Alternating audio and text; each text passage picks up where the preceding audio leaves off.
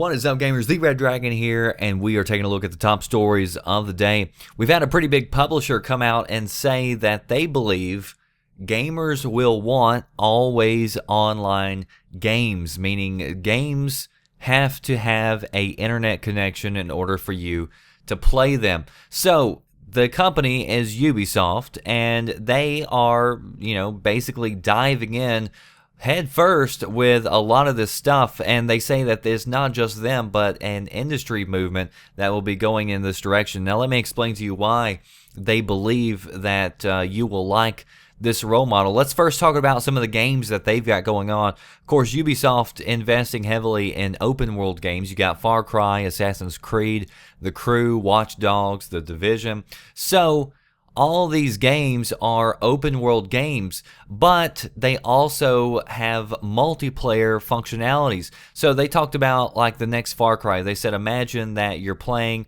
and you've got, villagers coming in and, shooting at you or whatever. That's the AI, that's computer controlled. But what if some of those players were also multiplayer, like real humans that are coming at you? And so they also talked about how in The Crew, the way that game is set up, it's a racing game, it's open world. You can be driving around and the world is populated with AI vehicles and people in the streets, but whenever you go to race, you can actually be racing real human components. Watch Dogs, that is coming out, open world, but you can also be playing and have a multiplayer person in your game who is trying to hack you, who's trying to blend in and look like a regular pedestrian on the street and everything. So they have different ways of trying to implement this, but it all, a lot of these games still involve some sort of element where multiplayer functionality can come in. Now, they said the end goal is to have a game in your hands that, is a new experience whenever you log in and play it, where new things are constantly happening in the game that they can change up or add, or, your friends coming in and giving a brand new experience in different levels or whatever.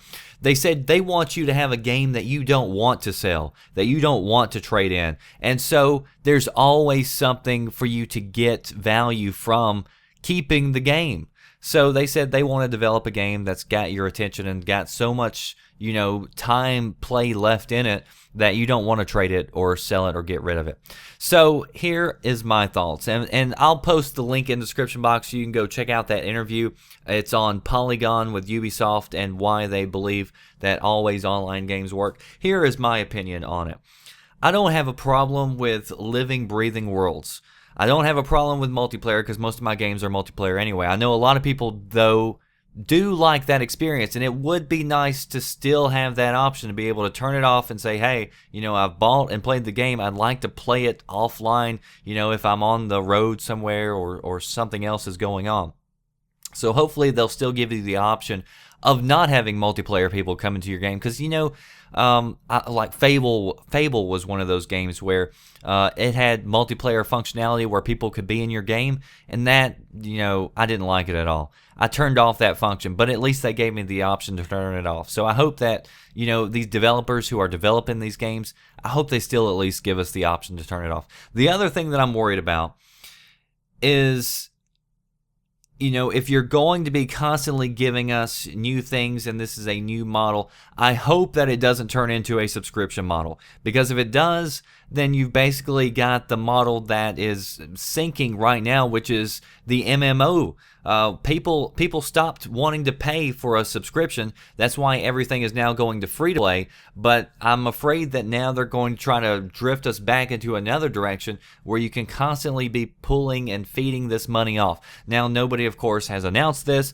I'm just putting it out there. I'm afraid that this is the direction that this could go when we start talking about living, breathing experiences, because, it costs money to constantly develop and give these living and breathing experiences a lot of times. So post below, let me know what you think about this. If you want to hear more, of course, links are in the description box. Stay tuned to VGMVideoGamesNews.com and also to this channel. That does it for me, The Red Dragon.